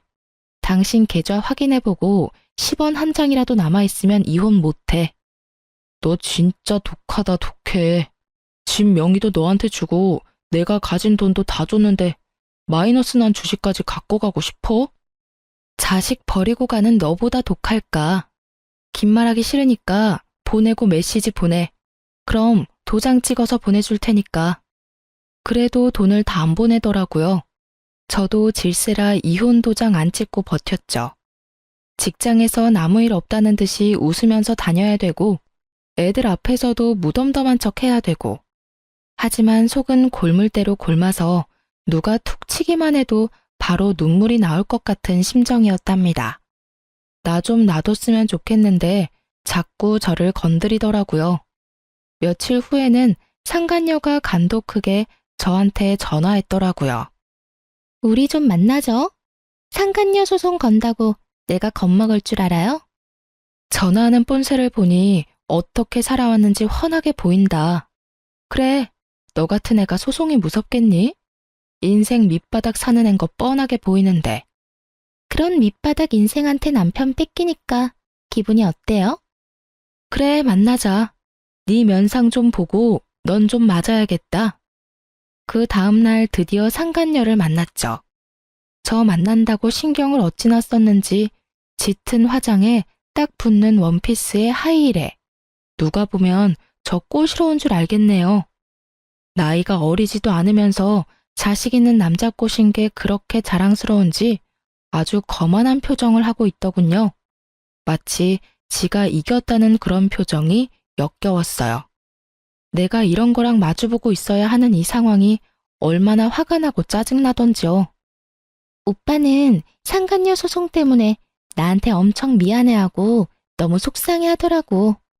진짜 그런 남자 없어요. 그쵸? 왜 나를 보자고 했어? 네가 뭔데? 네 애인 자랑하려고 불렀니? 이렇게 된 마당에 한 번은 얼굴 보고 미안하다고 말도 하고 정리를 해야 될 것 같아서요. 이렇게 쉽게 이혼해줘서 고맙고요. 일이 이렇게 돼서 미안해요. 근데 우리 진짜 너무 사랑해요. 헤어지면 저나 오빠나 죽을 것 같아서 한 결정이에요. 니네 그 갸륵한 사랑 얼마나 갈지는 내 알 바 아니고 상간녀 소송 판결 나면 합의금이나 보내. 오빠처럼 자상하고 경제력 있고 착한 남자를 만나게 돼서 전 너무 행복하지만 그쪽한테 정말 미안하네요. 하긴 네 주제에 잘나고 멋지고 젊은 남자 만날 수 있겠니? 그 인간이 네 눈엔 잘난 남자로 보인다니 너도 참 눈이 바닥이다. 나이 50 다 된 남자가 그렇게 좋아? 비위도 좋다. 그쪽이 뭔 말을 해도 그 남자는 날 선택했다는 거, 그게 진실 아닐까요? 그만큼 날 사랑한다는 거죠. 그럼 그 나이에 아줌마는 남편한테 버림받은 불쌍한 여자 된 거 아니에요? 아주 놀고 앉아있네. 네 눈엔 내가 불쌍해 보이니? 그래, 한번 지켜볼게. 누가 더 불쌍해지나. 나도 네 면상이 궁금해서 한번 나와본 건데 다신 연락하지 마. 일어서는 나를 희번득한 눈으로 보는 상간녀가 우습기도 하고 한편으로는 딱해 보이기도 하더군요. 아무래도 상간녀는 남편 놈이 엄청 능력 있고 돈도 많은 걸로 믿고 있는 게 분명했어요. 저한테서 아주 대단한 남자를 빼앗아서 의기양양해 있는 그 꼴을 보자니 진심으로 우습더군요. 그날 저녁 남편이 퀵서비스로 이혼 서류를 보내왔더라고요. 하는 짓거리가 그 상간녀 시켜서 하는 거라는 걸 딱 알 수가 있었죠. 참 진짜 어이가 없었지만 저도 도장 찍고 작성해서 퀵서비스로 바로 보내줬네요. 그렇게 서류 접수되고 조정 기간이 빠르게 지나갔고요. 남편 놈이 그제야 시부모한테 이혼한다고 알리나 보더라고요. 시부모는 이혼한다는 소식을 듣고는 허겁지겁 집으로 찾아와 남편을 집으로 불렀어요. 남편을 보자마자 시부모는 노발대발하며 마구 주먹을 날리기 시작했죠. 야, 이 미친놈아. 50이 다 돼가는데 여자에 미쳐서 처자식을 버린다는 게 말이 되냐? 아직 이혼한 건 아니라며? 당장 이혼 취소해. 어디 꽃뱀한테 걸려서 제정신을 못 차려? 나중에 얼마나 후회하려고 그래 이놈아. 나 이제 그 여자 없으면 못 살아요. 애들은 이제 거의 다 컸잖아. 나도 내 인생 살고 싶다고요. 너 같은 놈이 내 아들이라니 기가 막힌다. 앞으로 친척들 보기 부끄러워 어떻게 사냐? 아이고 이놈아, 이거 아주 단단히 미쳤어. 애미야, 이런 일이 있었으면 도장 찍기 전에 우리한테 말을 했어야지. 그럼 이놈을 감옥에 쳐넣든 정신병원에 쳐넣든지 해서 어떻게든 정신 차리게 했을 거다. 이제라도 이혼 취소하고 다시 마음을 잡아줘. 저라고 안 해봤겠어요? 저도 더 이상 이러고 살고 싶지가 않네요. 미리 말 못한 건 죄송하지만 그것까지 제 탓하는 걸 보니 시어머니는 시어머니네요. 우리 엄마는 마음고생 많았겠다고 위로해 주시던데. 저랑 아버님 어머님 인연은 여기까지인 것 같네요. 손주들은 그래도 보실 수 있게 할 테니까 너무 걱정하지 마세요. 아이고 안 된다. 내가 말년에 우리 손주들하고 생이별을 한다니 이건 말도 안 된다. 야 이놈아, 당장 이혼 취소해 이놈아. 시모는 울고불고 시부와 남편 놈은 서로 소리 지르고 다 끝난 마당에 끝까지 민폐를 끼치더군요. 몇 시간 동안 이 꼴을 보면서 이혼한 게 참 잘한 결정이었다고 다시 한번 생각했네요. 그렇게 3개월이 지나고 마침내 이혼 확정이 됐어요.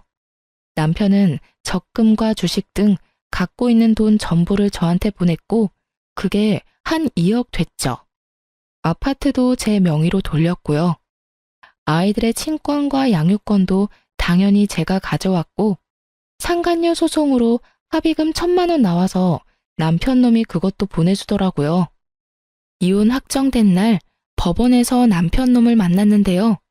상간녀가 아주 한껏 차려입고 남편 옆에 딱 붙어 있더라고요. 상간녀가 의기양양한 표정으로 저를 보는데 그거 본 순간 진짜 세상 살면서 별꼴 다 보는구나 싶었답니다. 상간녀가 저한테 또 말을 붙이려고 하길래 말 한마디도 섞기 싫어서 다 무시해버리고 지나쳐 나와버렸어요. 그렇게 이혼을 하고 아이들과 저 셋이서 살아가게 되었죠. 하지만 아주 놀랍게도 남편 없이 우리 셋의 평화로운 일상이 이어졌어요. 평소에 일하느라 늦게 들어와서 주말에만 애들을 보던 남편 놈이었는데요. 골프와 여자에 미친 거의 1년 정도를 집에 안 들어오다시피 했으니 사실 우리 셋한테는 남편이 있으나 없으나 빈자리도 전혀 못 느꼈어요. 엄마랑 아빠가 이렇게 갑작스럽게 이혼을 해서 너희한테 너무 미안해. 엄마도 너무 경황이 없어서 너희 신경을 너무 못 써준 것 같아. 엄마가 제일 힘들었던 거 다 아는데 뭐. 우리 걱정은 하지 마. 내가 유준이한테도 잘 설명했으니까 괜찮을 거야. 난 오히려 지금이 더 조용하고 편하고 좋아. 아빠 때문에 맨날 시끄럽고 조마조마하고 싫었어. 중학생 딸은 마치 친구처럼 언니처럼 오히려 저를 위로해주고 저를 많이 도와주더군요. 그동안 못해줬던 것까지 다 챙겨주고 내 자식들과 시간을 충만히 보내며 저도 상처를 좀 추스를 수 있는 시간이 되었던 것 같아요. 어느새 이렇게 자랐는지 아이들이 저에게 주는 사랑과 지지가 큰 힘이 되었답니다. 그렇게 한 달 정도 지났을까요? 퇴근해서 집 엘리베이터를 딱 내렸는데 글쎄 상간녀가 집 앞에 서 있는 거 아니겠어요? 혹시나 아이들이라도 만났을까봐 너무 놀라서 뒷골이 띵해지더군요. 미쳤어? 여기가 어디라고 찾아온 거야? 이혼까지 해준 마당에 네가 여길 왜 왔냐고. 왜 말 안 해줬어요? 일부러 그랬죠. 아무리 그래도 어떻게 그래요? 상간녀가 눈물까지 그렁그렁해져서는 기가 막히게 저를 원망 섞인 눈으로 바라보더라고요. 나 참 기가 막히네. 나랑 너랑 친하게 울면서 말 섞을 사이야? 경찰 부르기 전에 당장 꺼져. 제가 집으로 들어가려고 하자 상간녀가 제 팔을 잡고는 못 들어가게 잡아 끄는 거 있죠? 나 엿 먹어보라고 일부러 말 안 했죠? 웃겨 진짜. 언제까지 속일 줄 알았나 보지? 속였건 뭐건 네 애인하고 해결하지 왜 나한테 이러냐고. 너 무슨 원숭이야? IQ 딸리니? 도대체 뭘 속았다고 난린데? 그 인간 돈 한 푼 없이 빈털터리인 거? 뭐 어때? 월급 받아서 돈 네가 알뜰살뜰 모아. 뭐라고요? 돈도 없다고? 그럼 아줌마한테 돈 다 줬단 말이에요? 당연한 거 아니야? 그럼 내가 돈 한 푼 없이 이혼해줬겠냐? 나이도 먹은 만큼 먹은 것 같은데 순진한 건지 아님 진짜 머리가 딸리는 건지. 야, 나이 50 다 돼가는 남자가 당연히 네 또래보단 돈이 많아 보이겠지. 근데 그 잘난 대기업도 이제 곧 명퇴당하거나 관둬야 된다는 건 알지? 한마디로 젊은 네가 먹여 살려야 된다는 거야, 이 멍청아. 그게 뭔 소린데요? 그럼 이 집은요? 우리 오빠 명의라고 했잖아요. 그쪽 나가면 우리가 여기 들어와서 살 거라고 했다고. 그거야 등기부등본 떼어봤으면 여기가 누구 명의인지 바로 알았을 텐데 너 바보니? 여기 내 집이야. 공동명의였던 거 이혼하면서 내 명의로 돌렸어. 그 인간은 너랑 살면 다 필요 없다고 다 버리고 갔단다. 그것도 모르고 집도 있고 대기업 다닌다고 좋아했지? 워낙 없이 살다가 대기업 다니는 남자 하나 물었다고 동네방네 자랑했을 게 뻔한데 일을 어쩌니? 그런 회사일수록 일찍 관둬야 되는 건 당연히 모르겠지? 내가 남편한테 버림받은 불쌍한 여자고 너는 잘난 남자 차지한 똑똑한 앤 줄 알았어? 내가 그 인간 버린 거야. 이 말미잘 같은 기집애야. 아니야. 대머리 주제에 돈까지 없다고? 이 아파트에서 살라고 인테리어도 다 알아봤는데. 그때 전 남편 놈이 땀을 뻘뻘 흘리며 엘리베이터에서 내리더군요. 저는 보지도 않고 상간녀한테 가서 아주 애원을 하더라고요. 자기, 내가 다 설명할게. 그렇다고 여기 오면 어떡해? 내가 머리 없는 거랑 뭔 상관이라고. 오빠가 대머리인 거 다 알고서 이 여자도 나한테 말 안 한 거 아니야. 이거 명백히 사기야. 둘 다 부부 사기다냐. 그렇게 몰래 가발 쓰면서 언제까지 속이고 살려고 그랬어? 이거 진짜 완전 사기라고. 머리숱 좀 없는 거 가지고 뭔 죄인 취급이야? 여기까지 찾아올 일이냐고. 얼른 가자. 가자고. 나 못 가. 억울해서 못 가. 오빠 돈도 없다며? 이 집도 오빠 거 아니라며. 왜 나한테 거짓말했어? 그거야. 자기가 자꾸 꼬치꼬치 물어보니까. 집이야 금방 사면 되지. 오빠 못 믿어? 여기서 이러지 말고 얼른 가자. 애들이라도 만나면 어쩌려고 그래. 애들한테 보이면 안 되는 꼴인 건 잘 아나 보네. 한심하다, 한심해. 당장 꺼지지 못해? 빨리 꺼져. 저는 집에 들어가서 들고 나온 소금을 촥촥 뿌려버렸죠. 전 남편 놈과 상간녀를 엘리베이터 안으로 마구 밀어넣었어요. 소금 안 맞으려고 눈을 질끈 감고 손을 휘젓는 두 인간의 모습이 얼마나 어이가 없던져. 둘이 하는 짓거리가 무슨 코미디 보는 것 같더라고요. 아니, 이혼한 지가 언젠데 누구한테 부부 사기단이라고 하나요? 진짜 머리가 딸리는 건지 누가 누구한테 사기꾼이라고 하는지 진짜 웃기지 않나요? 아무래도 돈 문제는 전혀 몰랐고 그 인간이 대머리인 걸 들켜서 그 사달이 난 것 같았는데요. 사실 전 남편은 윗뚜껑만 훤하게 비었답니다. 시부도 머리가 없어서 유전이 될 수도 있겠다 싶었는데 40대 초반부터 머리가 슬슬 없어지더라고요. 그러더니 40대 후반 돼서 아주 휑해져서 스트레스를 혼자 엄청 받더라고요. 결국 제가 부분 가발 맞춰주니까 좋다고 하고 다녔죠. 저야 젊은 시절부터 같이 살았으니 대머리여도 그러려니 하고 받아들이고 살았던 거고 상간녀는 무척 놀란 모양이더라고요. 아니, 헤어지면 죽을 것 같다는 천년의 사랑이면서 뭐 그딴 사소한 문제로 그러나요?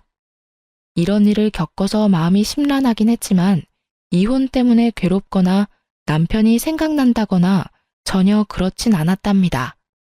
저런 덜 떨어진 인간이랑 늙어서까지 살지 않아도 되고 뒤치다꺼리 안 해도 된다는 사실에 오히려 얼마나 홀가분했는지 몰라요. 그렇게 몇 달 정도 지났을까요? 애들이랑 저녁 먹고 있는데 초인종이 울리더라고요. 근데 보러 갔던 막내가 문을 냉큼 열어줬더군요. 전 남편이었던 거죠. 당신이 끓인 김치찌개 냄새 얼마만이야? 나 오늘 한 끼도 못 먹었는데 나도 밥 좀 줘. 그동안 당신 요리가 얼마나 그리웠는지 몰라, 여보. 유준아, 아빠는 이제 여기 안 사는데 그렇게 바로 문을 열어주면 안 되지. 엄마한테 먼저 물어봐야지. 내가 무슨 남이야? 당신 남편이고 애들 아빠인데. 벌써 치매가 왔나? 이혼한 지가 언젠데 남편이래? 왜 왔는지는 몰라도 난 할 말 전혀 없으니까 나가줄래? 좋은 말 할 때 나가? 또 소금 뿌리기 전에? 그때 전 남편이 제 앞에 무릎을 털썩 꿇고는 양손을 비비면서 눈물까지 흘리더라고요. 뭔 정신으로 사는지 가발도 안 해서 머리는 휑하고 수염은 덥수룩하고 꾀재재한 게 10년은 더 늙어 보였죠. 여보, 내가 다 잘못했어. 내가 꽃뱀한테 홀려서 진짜 미쳤었나 봐. 나 다시 당신 남편, 애들 아빠로 돌아가서 새롭게 시작하고 싶어. 여보, 나 한 번만 받아줘. 말은 똑바로 해. 꽃뱀이 아니라 풀뱀이겠지. 내가 쉽게 이혼해주니까 받아주는 것도 쉬울 것 같았어? 애들 아빠여서 천륜을 끊을 순 없겠지만 그쪽이랑 나는 이미 끝난 사이야. 애들 앞에서 부끄럽지도 않아? 빨리 가. 그년이 내가 아파트 전세 구하라고 보증금 보내줬는데 그 돈을 들고 날랐어. 한 달 넘게 찾아다녔는데 이름도 다 거짓말이었고 찾을 수가 없어. 당신만 나 다시 받아주면 진짜 당신이랑 애들만 보고 살게. 내가 잠깐 정신 나갔었다고 생각해줘, 여보. 그렇게 사랑 타령하면서 자식들 버리고 가족 버리고 갔을 때 이런 거 다 감수하고 저지른 일 아니야? 얼른 나가. 애들한테 얼마나 더 상처를 줄 거야? 현관문 쪽으로 제가 남편을 밀어도 오히려 남편이 저를 잡아 끌면서 안 나가려고 버티더군요. 그걸 보다 못한 딸이 소리를 쳤죠. 아빠, 빨리 우리 집에서 나가. 우리가 어리다고 아무것도 모를 줄 알았어? 난 그 여자랑 같이 시시덕대면서 집에 오는 것도 본 적 있어. 나랑 유준이가 아빠 엄마 싸울 때마다 방에서 얼마나 울었는지 알아? 이제 와서 아빠 힘들다고 다시 돌아온다고? 우리는 아빠 없이 행복해. 그러니까 가. 우린 아빠랑 안 살 거니까 빨리 가. 딸이 울면서 하는 말을 들은 전 남편 놈은 충격을 받았는지 한동안 멍해서 서 있더라고요. 제가 현관문으로 떠밀자 힘없이 나가더군요. 그동안 말이 없던 딸아이의 진심을 들어보니 제가 생각했던 것보다 훨씬 상처를 많이 받은 것 같아 저도 너무 놀랐답니다. 그 후로도 전 남편 놈은 아이들 마음을 돌리려고 몇 번을 집에 찾아왔지만 그때마다 딸아이가 저보다 더 남편을 차갑게 대하더라고요. 전 남편 놈도 사춘기 딸은 무서운지 딸아이 눈치 보기 바쁘고 5분도 못 버티고 그냥 돌아가더군요. 어느 날 딸아이가 이런 말까지 하더라고요. 엄마, 우리 딴 데로 이사 가자. 자꾸 아빠가 찾아오니까 불안하고 무서워. 나 아빠 너무 미워서 보고 싶지 않아. 그러니까 우리 다른 동네로 이사 가자. 사춘기 딸아이의 간곡한 부탁에 결국 아파트 전세를 주고 완전히 낯선 동네로 이사를 갔답니다. 직장도 지금 사는 동네 근처로 발령 신청해서 다니고 있죠. 이제는 이혼한 지 거의 1년 다 되어 가는데요. 아이들이 아빠한텐 어디 사는지 절대 알려주지 말라고 해서 지금까진 새 집에서 조용히 잘 살고 있어요. 가끔 아이들 만나러 오는 시부모 때문에 남편 소식은 억지로 듣고 있는데요. 상간녀한테 거의 1억 뜯기고 여자는 결국 못 찾은 모양이더군요. 지금은 시부모 집에서 얹혀 살고 있고 나이가 많으니 회사도 뭐 간당간당하겠죠. 저야 공무원으로 오래 일했고 잘릴 걱정 없으니 전 남편보단 훨씬 안정적이죠. 시부모는 은근히 지 아들이랑 다시 재결합하길 바라는 소리를 해대서 너무 불편해졌어요. 그래서 이젠 애들도 명절 때나 둘만 보내려고 해요. 남편도 어린 아들한테 저 몰래 연락을 하는 걸 알고 있는데 부모와 자식 사이라 끊어놓을 수도 없고 참 아직까지 머리가 아픈 일이 많네요. 그래도 골프랑 여자에 미쳐서 이혼하려고 난리치던 전 남편 놈을 용서하거나 받아줄 생각은 전혀 없답니다. 앞으로도 자꾸 허튼 짓 하면 애들 데리고 지방 다른 도시라도 가서 완전히 영 끊고 살려고요. 저처럼 전 남편 때문에 속 썩는 분들도 많으실 것 같아요. 우리 꿋꿋하게 행복하게 잘 살아봐요. 제 사연을 들어주신 분들 모두 감사하고 항상 행복하시길 바랍니다.